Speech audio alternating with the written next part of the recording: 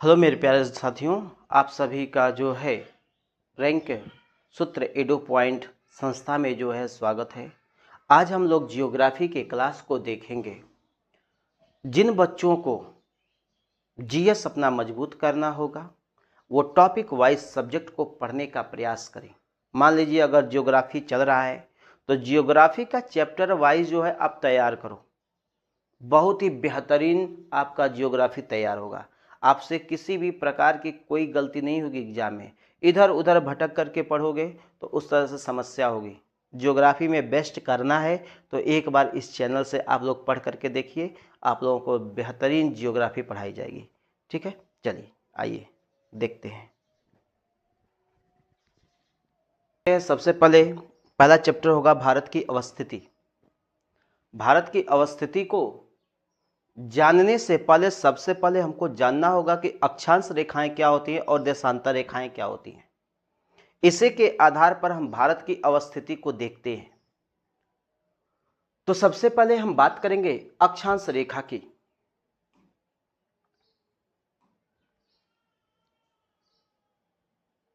अक्षांश रेखा की हम बात करेंगे, ध्यान से देखते रहिएगा।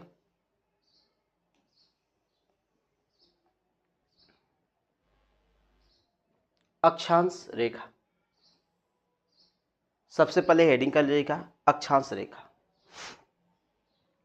तो सबसे पहले हम बात करेंगे अक्षांश रेखाएं। ठीक है, कैसे खींची जाती हैं, कहां खींची जाती हैं, यह किस प्रकार की रेखाएं हैं। तो सबसे पहले जान लीजिएगा कि अक्षांश रेखा और देशांतर रेखा ग्लोब पर खींची गई एक काल्पनिक रेखा होता है। यह कल्पना के माध्यम से खींचा गया है। यह खींचा क्यों गया है?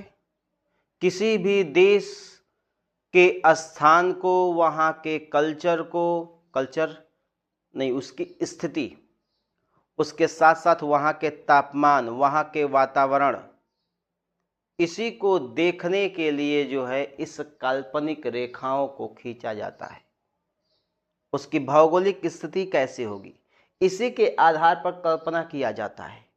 वहां का समय क्या होगा, वहां तिथि क्या हो सकती है, इसी को निर्धारित किया जाता है अक्षांश और देशांतर रेखा के द्वारा। तो सबसे पहले अक्षांश रेखाओं को हम लोग देखेंगे। ठीक है, हेडिंग कर लीजिएगा अक्षांश रेखाएं। जो अक्षांश रेखाएं हैं वो पूर्व से पश्चिम दिशा की तरफ खींची जाती हैं। पहला पॉइंट होगा अक्षांश रेखा पूर्व से पश्चिम की तरफ खींची जाती है। पश्चिम की तरफ खींची जाती है।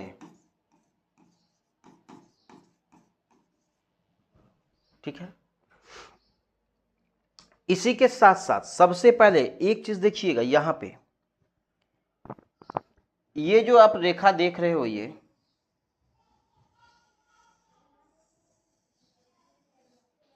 ये है 0 डिग्री विषुवत रेखा या भूमध्य रेखा। इसको बोलते हैं 0 डिग्री भूमध्य रेखा या विषुवत रेखा। इसको यहां पे आप लोगों को मैं समझा दे रहा हूं किस प्रकार से खींची जाती है।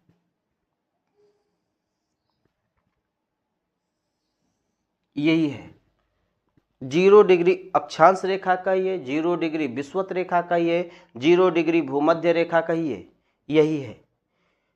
यह क्या करती है कि ग्लोब को जो है दो बराबर भागों में विभाजित कर देती है।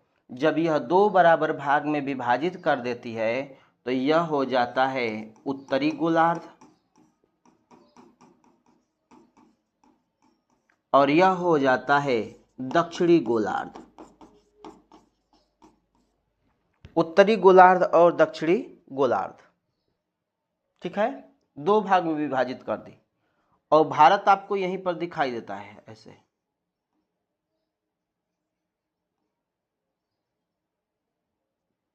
भारत यहीं पर दिखाई देता है।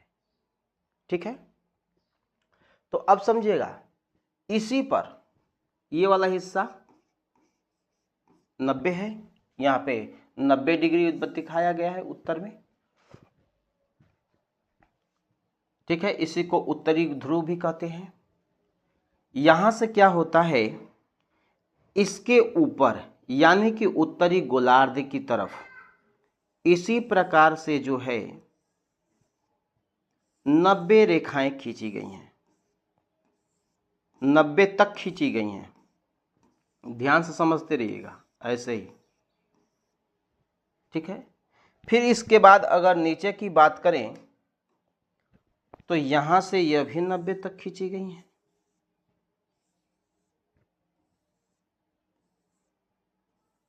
ऐसे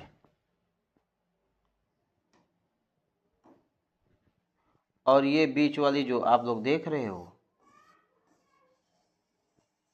ये है 0 डिग्री। ठीक है, तो अब यहाँ पे और क्या समझना है, तो ये तो डिवाइड कर दी उत्तरी गोलार्ध और दक्षिणी गोलार्ध में, लेकिन यह रेखा खींची कैसे जा रही थी, तो यह पूर्व हो जाएगा और ये पश्चिम हो जाएगा। तो इसको जो है पूरब से पश्चिम दिशा की तरफ क्या किया जा रहा था, खींचा जा रहा था। ठीक है,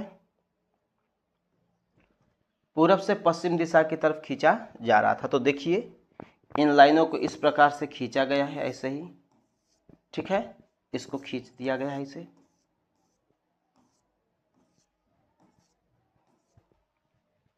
ये अक्षांश रेखाएं हैं। ठीक है, चलिएगा अब जानते हैं इसके अनुसार, अक्षांश रेखा के अनुसार आपको भारत किस गोलार्ध में दिखाई दे रहा है। तो आपको अक्षांश रेखा के अनुसार आपको उत्तरी गोलार्ध में भारत दिखाई दे रहा है। ठीक है, चलिए इस पॉइंट को आप लोग समझ चुके हैं।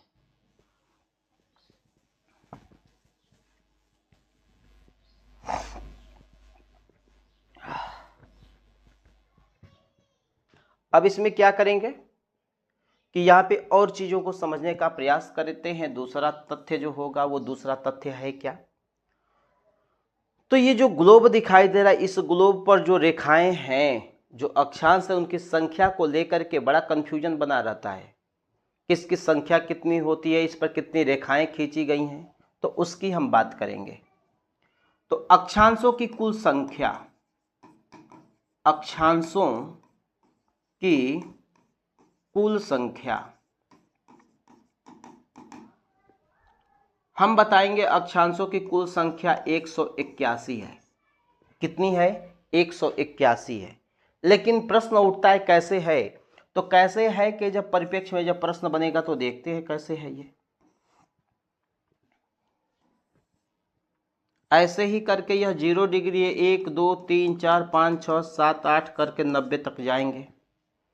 फिर 1 2 3 4 डॉट डॉट करते हुए कहाँ तक आएंगे, 90 तक आएंगे।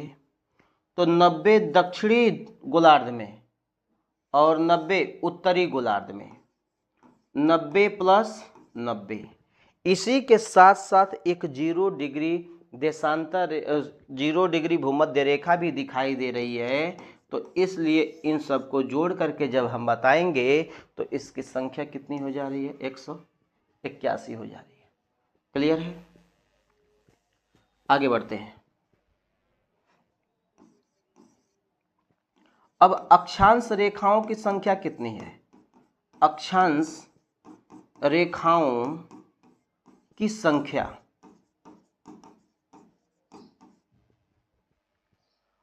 ध्यान दीजिएगा। यहाँ पे जब अक्षांश रेखाओं को खींचते हैं तो मान लीजिए इसी प्रकार से हमारा ग्लोब था, तो अगर इस ग्लोब पर हम रेखाओं को खींचेंगे तो कुछ इस प्रकार से हम रेखाओं को खींचते हैं।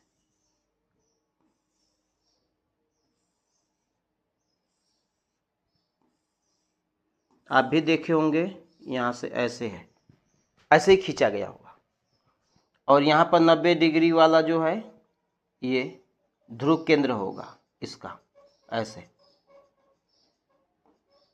ठीक है, ऐसे इसी को। तो अब मान लीजिए अगर मैं कोई आपको वृत्त खींचने के लिए कहूँ तो वृत्त खींचेंगे, एक केंद्र बिंदु मानेंगे। इस केंद्र बिंदु के चारों तरफ जब कोई रेखा खींचोगे तो वही आपका वृत्त कहलाएगा। लेकिन अगर केंद्र पर ही मैं वृत्त खींचने के लिए कहूँ तो क्या खींच सकते हैं, नहीं खींच सकते हैं। ठीक है, तो इसलिए यह 90 है। और इसके बाद जो रेखा खींच रहे हैं यही कितनी है, 89 है। यानी कि ऊपर स्टार्ट रेखा कहाँ से हो रही है, 89 से स्टार्ट हो रही है। तो 89 से करके नीचे आएंगे, फिर नीचे ऐसे ही प्रोसेस होगा। तो 89 ऊपर और 89 नीचे और प्लस 1, यानी कि हमने ऊपर से 90 में से 1 घटा दिया, यहाँ से भी 1 घटा दिया। ठीक है, तो टोटल कितना हो गया, 179। यानी कि अक्षांश रेखाओं की जो टोटल संख्या है वो कितनी है, 179 है।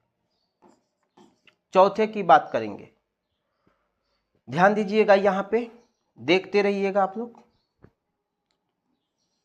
ये है और ये अक्षांश रेखा है, 2 अक्षांश रेखाएं हैं। ये एक दूसरे के क्या हैं, समानांतर हैं। 2 अक्षांश रेखाएं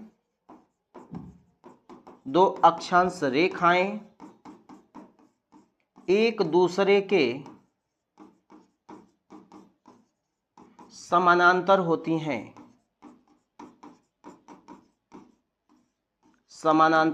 हैं, ठीक है। क्योंकि जो दूरी यहां पर है 2 अक्षांशों के बीच, वही दूरी यहां पर भी होगी 2 अक्षांशों के बीच। ये एक दूसरे के समानांतर हैं और इन्हीं दोनों के बीच के स्थान को, इन्हीं दोनों के बीच का ये जो स्थान है, इसी को जो है हम जोन कहते हैं। क्या कहते हैं, जोन कहते हैं। ठीक है, जोन कहते हैं। और 2 अक्षांशों के बीच की जो दूरी होती है, बीच की दूरी 111 किलोमीटर होती है। पॉइंट नोट करते रहिएगा, 111 किलोमीटर होती है। इसके अनुसार अगर पूछा जाएगा, इसके अनुसार अक्षांश के अनुसार भारत किस गोलार्ध में स्थित है, तो अक्षांश के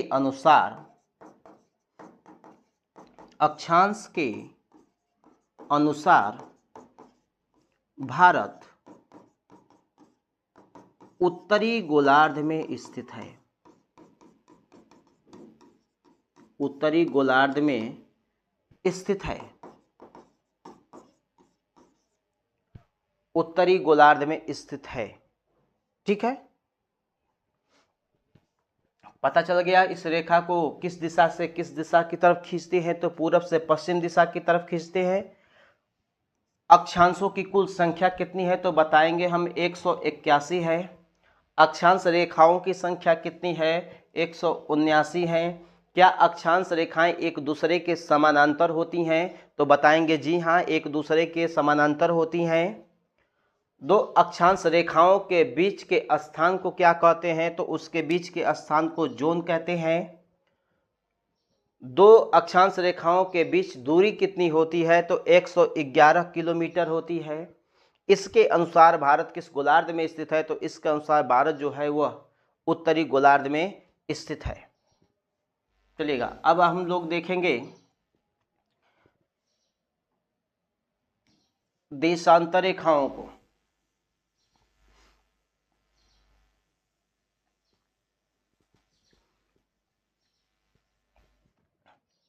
उसको देखने से पहले एक और चीज देख लेते हैं।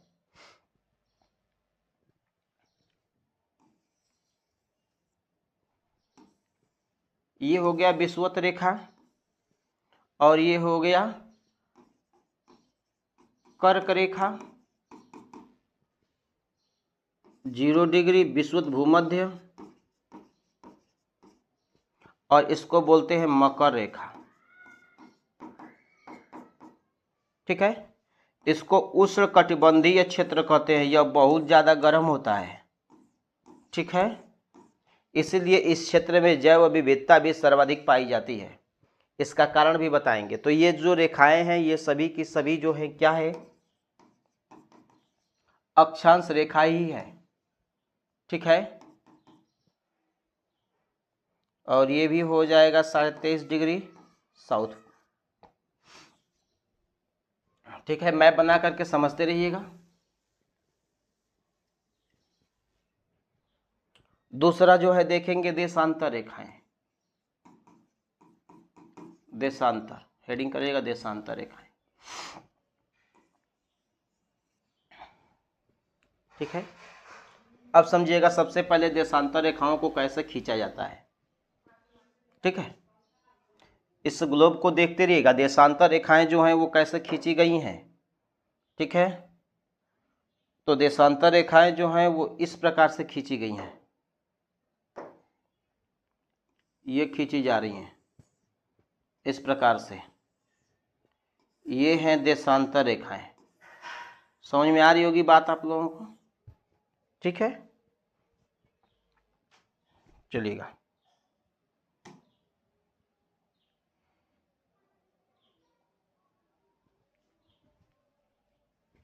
तो सबसे पहले देशांतर रेखा किस दिशा से किस दिशा की तरफ खींची जाती है, तो बताएंगे सबसे पहले यह रेखा उत्तर से दक्षिण की तरफ खींची जाती है। उत्तर से दक्षिण की तरफ खींची जाती है।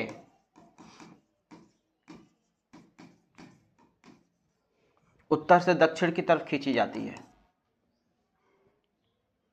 देशांतरों की संख्या या देशांतर रेखाओं की संख्या,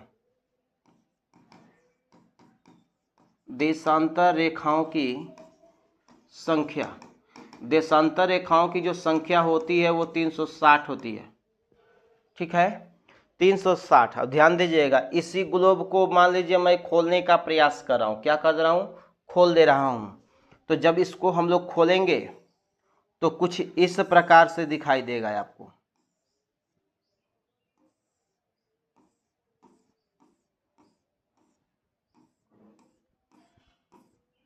ठीक है, ये जो देख रहे हो आप, यह 0 डिग्री देशांतर रेखा है। इधर 180 दिखाई देगा, 180 ये वाला लास्ट वाला दिखाई देगा। दो बार 180 नहीं है, एक ही बार है। जब मान लीजिए यह ग्लोब रहा होगा गोला, ठीक, ऐसे देखिएगा, ऐसे बनाइए इसको। ठीक है, ये दोनों जा कर के मिल रहे हैं। जब इसको हम खोलेंगे तो यही चीजें अलग अलग हो जाएंगी। तो वही चीज यहाँ पे हुआ, 180 दो बार हो गया। ठीक है एक ही बार। अब देखिए क्या क्या है।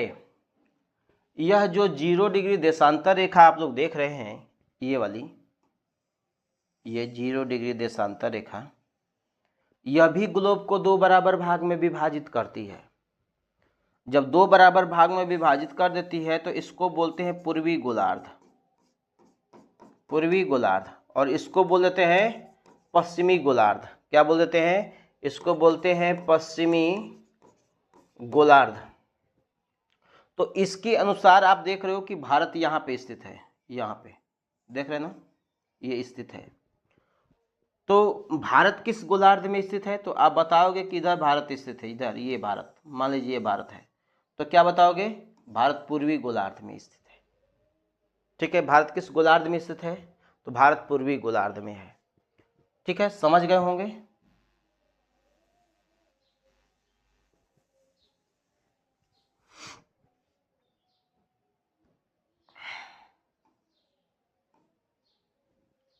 चलिए आगे देखते हैं। यहां से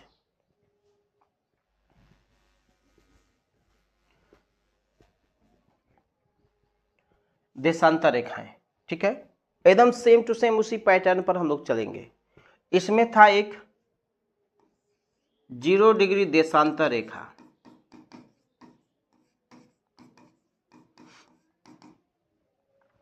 उसमें था 0 डिग्री अक्षांश रेखा। ठीक है, अंतर समझिएगा।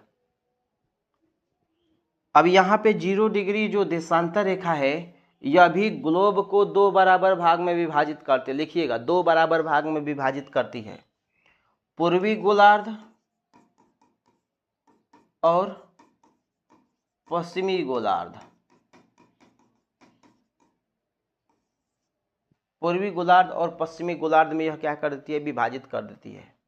इसी 0 डिग्री देशांतर रेखा को अन्य नाम से भी जाना जाता है।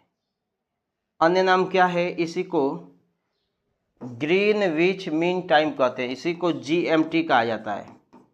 ग्रीनविच मीन टाइम, यानी कि विश्व में समय का निर्धारण यहीं से किया जाता है। समय का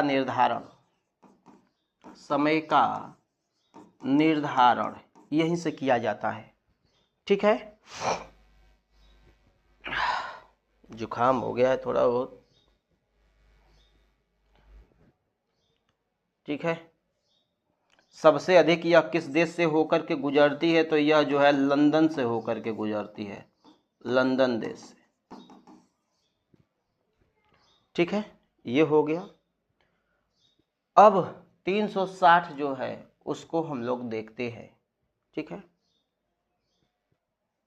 यहीं से समझ लीजिएगा, आप लोग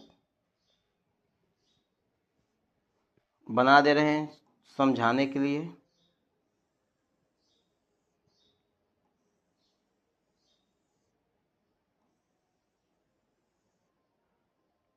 इस प्रकार से आपको ग्लोब दिखाई देगा कुछ।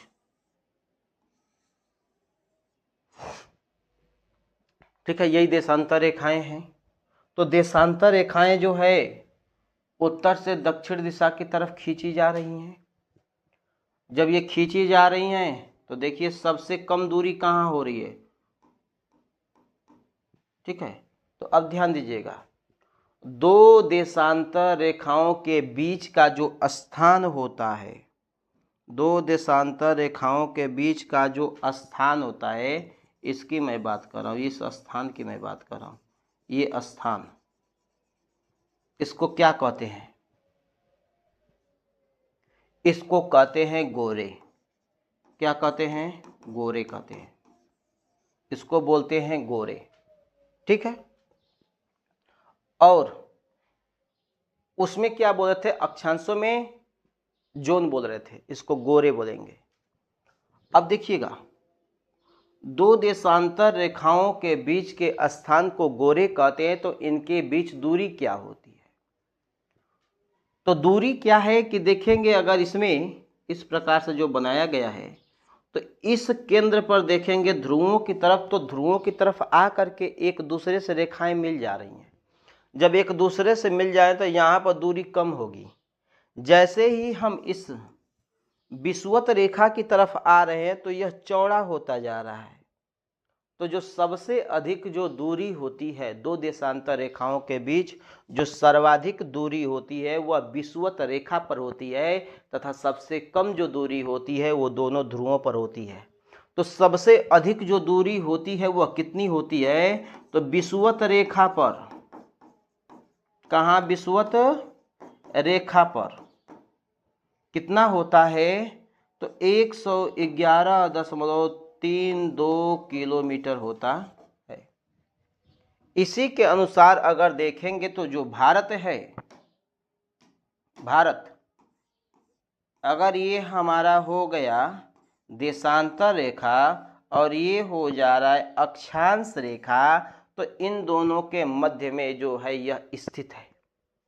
इसलिए कहा जाता है कि भारत को जो स्थिति है यह उत्तर पूर्वी गोलार्ध में जो है स्थित है। भारत कहाँ स्थित है? तो उत्तर और पूर्वी गोलार्ध में स्थित है, क्योंकि यहाँ पर देशांतर और अक्षांश दोनों के अनुसार पूछेगा, तब हम बताएंगे उत्तर और पूर्वी गोलार्ध में स्थित है। सिर्फ अगर अक्षांश के अनुसार पूछ दे तो उत्तरी गोलार्ध बताओगे, अगर देशांतर के अनुसार पूछ दे तो पूर्वी गोलार्ध बताओगे।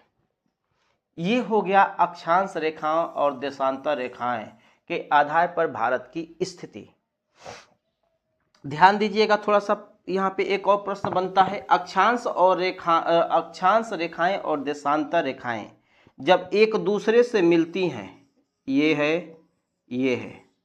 तो इसके बीच के स्थान को क्या कहते हैं? ऐसे तो जान गए, गोरे है, एक जोन है, लेकिन दोनों के मिलने के बाद जो स्थान बन रहा है इसको क्या कहते हैं? तो इसको ग्रिड कहते हैं। ग्रिड का मतलब होता है जाल, नेट। ठीक है, ये हो गया, समझ में आ गया होगा इतना आप लोगों को। तो भारत की स्थिति को हम लोगों ने क्या कर लिया? देख लिया। ठीक है।